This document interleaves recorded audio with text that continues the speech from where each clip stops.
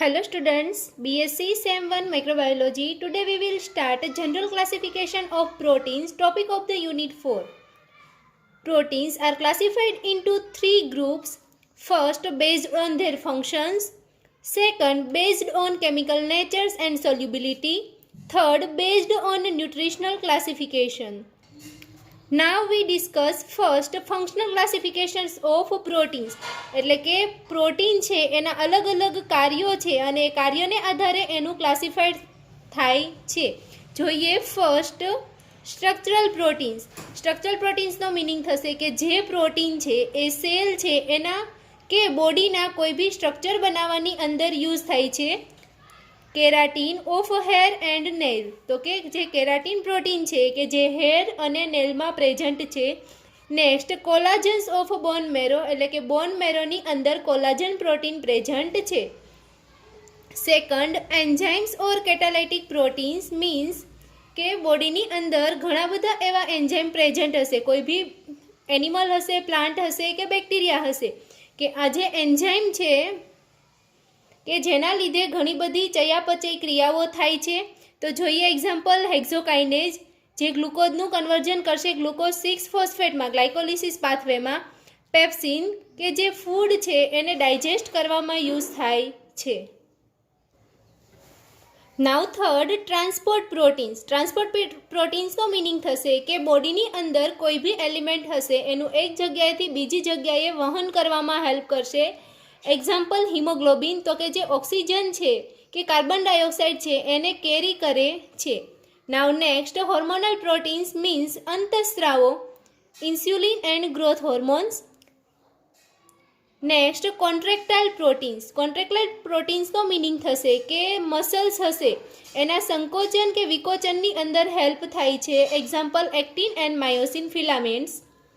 6. Storage protein. Storage પ્રોટીનનો meaning થશે કે જે પ્રોટીન છે એ બોડીની અંદર સ્ટોર થાય છે. Ovalbumins and glutelin. Now next, genetic proteins means nucleo proteins. 8. Defence protein. Defence પ્રોટીન્સનો મિનિંગ થશે snake venom and immunoglobulin. Immunoglobulin છે મીન્સ કે એન્ટીબોડી, તો કે એન્ટીજન સામે ફાઇટિંગ કરી અને બોડી છે એને રક્ષણ આપશે. Receptor proteins means hormones and various and viruses attachment to host cells. એટલે કોઈ બી હોસ્ટ સેલ છે એની જોડે કોઈ બી અધર એન્ટીજનનું અટેચમેન્ટ થવું હોય તો રિસેપ્ટરની જરૂર પડે. એ રિસેપ્ટર છે એ પ્રોટીનના બનેલા છે. Now second, protein classifications.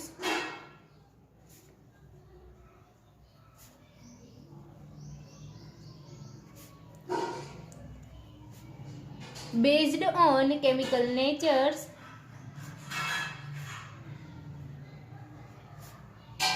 and solubility.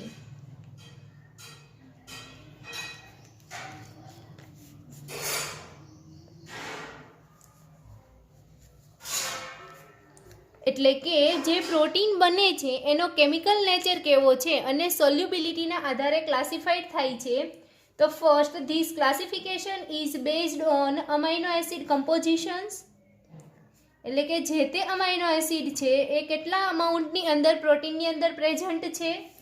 Next, structures means primary structure, secondary structure, tertiary કે quaternary structures. Shape of proteins and solubility. આ ચાર ઉપર ક્લાસિફિકેશન છે એ ડિપેન્ડેડ છે. Now first, protein classify into 3 major groups, એટલે કે 3 ગ્રુપ્સની અંદર પ્રોટીન ફરીથી ડિવાઈડ થાય છે. First, simple protein. Second, conjugated proteins. Third, derived proteins.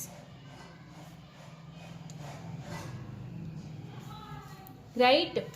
Now we discuss first in a detail simple proteins.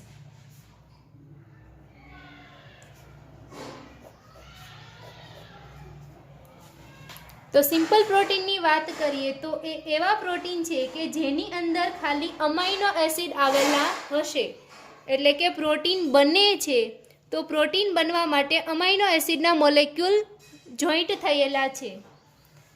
હવે આ જે સિમ્પલ પ્રોટીન છે એ ફર્ધર 2 ગ્રુપ્સમાં ડિવાઈડ થઈ છે.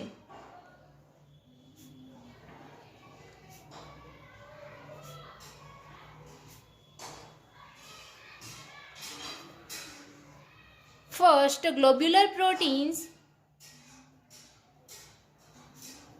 એટલે કે ગોળાકાર શેપના પ્રોટીન છે, એન્ડ સેકન્ડ ફાઇબ્રસ પ્રોટીન એટલે કે ફિલામેન્ટ પ્રોટીન છે.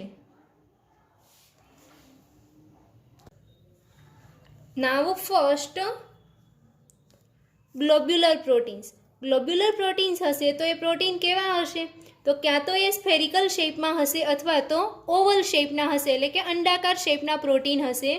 Soluble in a water means કે વોટરની અંદર દ્રાવ્ય છે અને અધર કમ્પાઉન્ડ જેવા કે ઇથર, આલ્કોહોલ એવા અધર ઓર્ગેનિક સોલ્વેન્ટની અંદર પણ દ્રાવ્ય છે.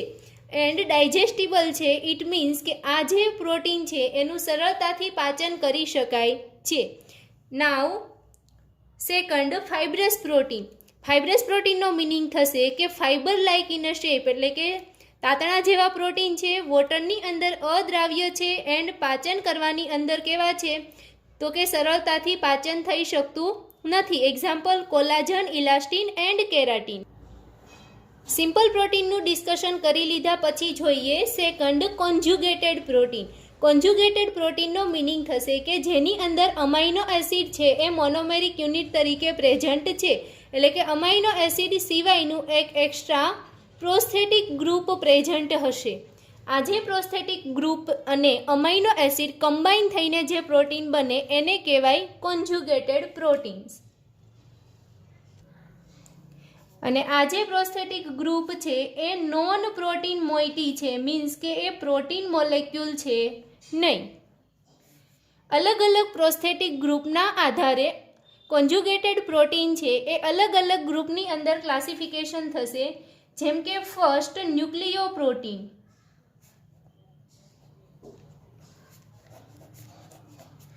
ન્યુક્લિયો પ્રોટીનનો મિનિંગ થશે કે જેની અંદર amino acid plus nucleic acid present હશે. આઈધર ડીએનએ હોય અથવા તો આરએનએ હશે, એટલે કે ડીએનએ અને આરએનએ બેમાંથી એક અને અમાઇનો એસિડ જોઈનિંગ થઈ અને પ્રોટીન બને તો એને કહેવાય ન્યુક્લિયો પ્રોટીન. એક્ઝામ્પલ ન્યુક્લિયોહિસ્ટામાઇન્સ. નાવ સેકન્ડ ગ્લાયકોપ્રોટીન્સ. ગ્લાયકોપ્રોટીન્સનો મિનિંગ થશે કે અમાઇનો એસિડ, ઘણા બધા અમાઇનો એસિડ જોઈન્ટ થાય અને એની જોડે જો કોઈ બી કાર્બોહાઈડ્રેટ પ્રેઝન્ટ હશે તો એને કહેવાશે ગ્લાયકોપ્રોટીન્સ. તો અહીંયા કાર્બોહાઈડ્રેટ છે એ as a prosthetic group present છે. એક્ઝામ્પલ મ્યુસિન ઇન અ સલાઇવા, એટલે કે લાળની અંદર જે પ્રોટીન રહેલું છે એ કેવું છે તો કે ગ્લાયકોપ્રોટીન છે. નાવ લાઇપોપ્રોટીન્સ. લાઇપોપ્રોટીન્સનો મિનિંગ થશે કે અમાઇનો એસિડથી આખું પ્રોટીન બનશે, એની જોડે લિપિડ એટલે કે પ્રોટીન છે એ as a prosthetic group present છે, જેમ કે protein plus lipid. Example serum લિપોપ્રોટીન્સ.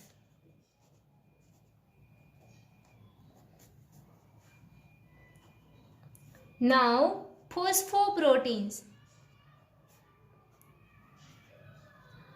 ફોસ્ફોપ્રોટીનનો meaning થશે કે અમાઇનો એસિડથી જે પ્રોટીન બને છે એના ઉપરાંત phosphoric acid as a prosthetic group present હશે. ફોસ્ફોરિક એસિડ એટલે H3PO4. તો કોન્જ્યુગેટેડ પ્રોટીનનો મિનિંગ થાય છે કે પ્રોટીન બની ગયા પછી અમાઇનો એસિડમાંથી પ્રોટીન બને એના ઉપરાંત કોઈ પ્રોસ્થેટિક ગ્રુપ પ્રેઝન્ટ છે. આથી આ પ્રોટીનને કહેવાય કોન્જ્યુગેટેડ પ્રોટીન. નેક્સ્ટ ક્રોમોપ્રોટીન્સ. ક્રોમોપ્રોટીન્સનો મિનિંગ થશે કે પ્રોટીન પ્લસ એની અંદર કોઈ કલર કમ્પાઉન્ડ પ્રેઝન્ટ હશે. એક્ઝામ્પલ કહીએ તો હિમોગ્લોબિન, કે જેની અંદર કલર કમ્પાઉન્ડ પ્રેઝન્ટ છે એન્ડ પ્રોટીન છે. કયું કલર કમ્પાઉન્ડ છે? તો કે આયર્ન ના લીધે રેડ કલર આવે છે. નાવ મેટાલોપ્રોટીન્સ. મેટાલોપ્રોટીન્સનો મિનિંગ થશે કે પ્રોટીન્સ એટલે કે અમાઇનો એસિડથી પ્રોટીન બને એના પછી as a prosthetic group metal present છે, એટલે કે કોઈ પણ ધાતુ હશે. Example iron, zinc, magnesiums and cobalt. તો કોઈ બી મેટલ હશે પ્રોટીન જોડે અટેચ થયેલી તો એ પ્રોટીનને કહેવાય મેટાલોપ્રોટીન. પ્રોટીનના એક્ઝામ્પલ આપીએ તો સેરુલોપ્લાઝમિન, જેની અંદર પ્રોટીનની અંદર કોપર છે એ મેટલ તરીકે પ્રેઝન્ટ છે as a prosthetic group and carbonic anhydrase. Carbonic એનહાઇડ્રેઝની અંદર ઝીંક પ્રેઝન્ટ છે as a prosthetic group. Simple and conjugated પ્રોટીનનું ડિસ્કશન કરી લીધા પછી આપણે થર્ડ જોઈએ તો ડિરાઇવ્ડ પ્રોટીન્સ.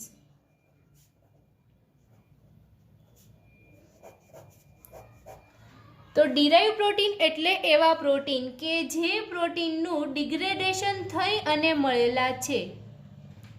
ડિગ્રેડેશન થવું એટલે તૂટવું. તો કે પ્રોટીનનું ડિગ્રેડેશન થઈ અને જે પ્રોટીન મળે એ પ્રોટીનને શું કહેવામાં આવશે? તો કે ડિરાઇવ્ડ પ્રોટીન્સ. ડિરાઇવ્ડ પ્રોટીન છે એ બનવા માટે કેવા પ્રોટીનનું ડિગ્રેડેશન થશે? તો કે સિમ્પલ પ્રોટીન્સ અથવા તો કોન્જ્યુગેટેડ પ્રોટીન્સ. તો કે સિમ્પલ અને કોન્જ્યુગેટેડ પ્રોટીનનું ડિગ્રેડેશન થાય અને જે પ્રોડક્ટ મળશે એને કહેવામાં આવશે ડિરાઇવ પ્રોટીન. જેમ કે પેપ્ટાઇડ બનશે, પેપ્ટાઇડનું ફર્ધર બ્રેકડાઉન થશે તો પ્રોટીઓઝ બને, પ્રોટીઓઝમાંથી અમાઇનો એસિડ બને. તો ડિરાઇવ પ્રોટીનના ટોટલ 2 ટાઈપ્સ છે. First, primary derived proteins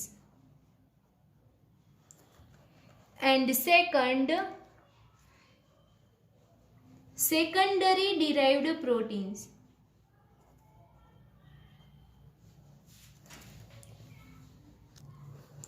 primary derived પ્રોટીનને આપણે ડિટેલમાં ડિસ્કસ કરીએ તો કે પ્રાઇમરી ડિરાઇવ્ડ પ્રોટીન્સ. તો પ્રાઇમરી ડિરાઇવ્ડ પ્રોટીન છે એ ડીનેચર અથવા તો હાઇડ્રોલાઇઝ પ્રોડક્ટ છે પ્રોટીન્સની. તો કે કોઈ બી પ્રોટીન્સ હશે એનું હાઇડ્રોલિસિસ થાય અથવા તો ડીનેચર થશે કે ડિગ્રેડેશન થશે, જેના લીધે જે પ્રોટીન મળે એને કહેવાય primary derived proteins. Primary derived protein છે તો એની અંદર કેવા પ્રોટીન આવશે? તો કે આલ્બ્યુમિન્સ, ફાઇબ્રિન,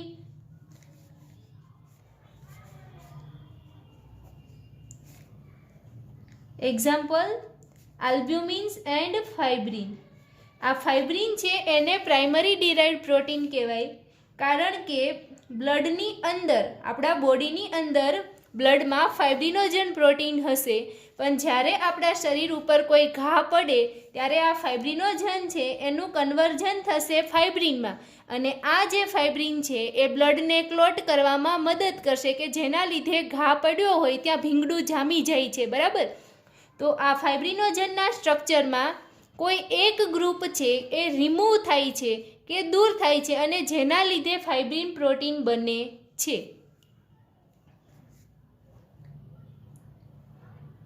નેક્સ્ટ, મેટાપ્રોટીન્સ. એટલે કે કોઈ એસિડ કે આલ્કલી મેટાપ્રોટીન હશે કે જે પણ પ્રોટીનનું હાઇડ્રોલિસિસ થવાના લીધે મળે છે. હવે આપણે ડિટેલમાં વાત કરીએ તો કે સેકન્ડરી ડિરાઇવ્ડ પ્રોટીન્સ.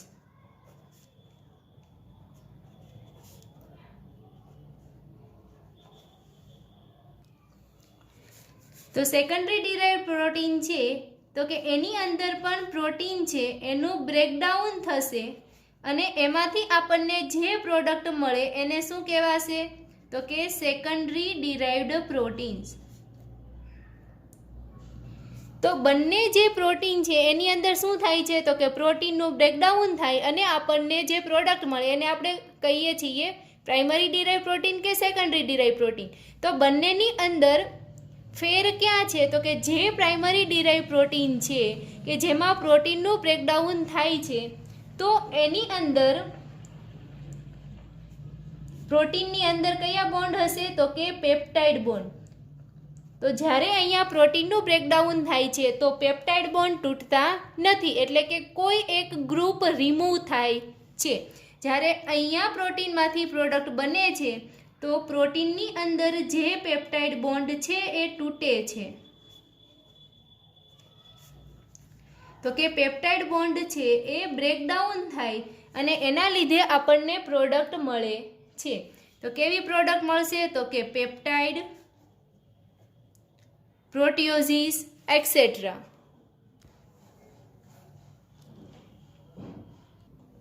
આમ અહીંયા તમારું પ્રોટીનનું classification based on natures and solubility complete. હવે પ્રોટીનનો થર્ડ મેઇન ટાઈપ છે કે ન્યુટ્રિશનલ ક્લાસિફિકેશન્સ ઓફ પ્રોટીન છે એ ન્યુટ્રિયન્ટના આધારે છે. જેમ કે પ્રોટીન છે કેના બનેલા છે તો કે અમાઇનો એસિડ્સના. તો એ અમાઇનો એસિડ કેટલા ટાઈપના છે તો કે 20 ટાઈપ્સના. એસેન્શિયલ અમાઇનો એસિડ કેટલા છે તો કે 10. એસેન્શિયલ અમાઇનો એસિડ કોને કહેશું તો કે એવા પ્રોટીન કે જે આપણા બોડીની અંદર સિન્થેસાઇઝ થતા નથી. ઇટ મીન્સ કે એને આપણે બહારથી સપ્લાય કરવા પડે બોડીની અંદર. એટલે કે બહારથી આપણે કોઈ ખોરાકના ફોર્મમાં એને લઈએ છીએ, બરાબર. તો આ ન્યુટ્રિશનના આધારે આપણે અલગ અલગ ટાઈપ પાડેલા છે જેમાં first complete proteins, second partially incomplete,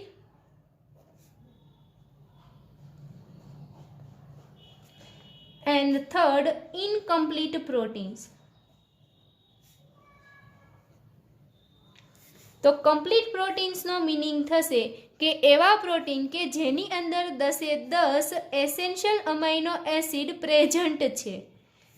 જે પ્રોટીનની અંદર એસેન્શિયલ અમાઇનો એસિડ જે 10 ટાઈપ્સના છે એ બધા જ અમાઇનો એસિડ પ્રેઝન્ટ છે તો એ પ્રોટીનને કહેવાય કમ્પ્લીટ પ્રોટીન. હવે વાત કરીએ પાર્શિયલી ઇનકમ્પ્લીટનો પ્રોટીન મિનિંગ થશે કે 1 અથવા તો 2 જે એસેન્શિયલ અમાઇનો એસિડ છે એ કેવા છે તો કે એબ્સન્ટ છે. કે 10 છે એમાંથી 1 કે 2 જ પ્રેઝન્ટ નહીં હોય, બાકીના 7-8 છે એ પ્રેઝન્ટ હોય તો એને કહેવાય essential amino acid. And incomplete amino એસિડનો મિનિંગ થશે કે no presence of essential amino acid. એટલે કે એક પણ એસેન્શિયલ અમાઇનો એસિડ પ્રેઝન્ટ ના હોય તો એને કહેવાય ઇનકમ્પ્લીટ પ્રોટીન્સ, બરાબર. તો કમ્પ્લીટ પ્રોટીન છે એના એક્ઝામ્પલ દઈએ તો કે કેઝીન, મિલ્કની અંદર કેઝીન રહેલું છે તે, અને ઈંડાની અંદર જે આલ્બ્યુમિન પ્રોટીન છે જેને કહેવાય complete protein. Partially incomplete protein છે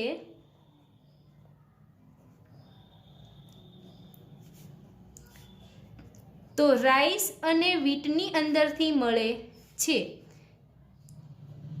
અને ઇનકમ્પ્લીટ પ્રોટીન હશે તો એને કહેવાય જીલેટિન. આ જો કમ્પ્લીટ પ્રોટીન હશે તો એનાથી સેલ ગ્રોથ છે એ બહુ જ સારી રીતે થાય છે. પાર્શિયલી ઇનકમ્પ્લીટ પ્રોટીન હશે તો પણ સેલ ગ્રોથ થશે, પણ ઇનકમ્પ્લીટ પ્રોટીન હશે તો નો સેલ ગ્રોથ, એટલે કે કોઈ પણ સેલ છે એ ગ્રો થઈ શકતા નથી, એટલે કે વૃદ્ધિ થતી નથી. Okay, thank you.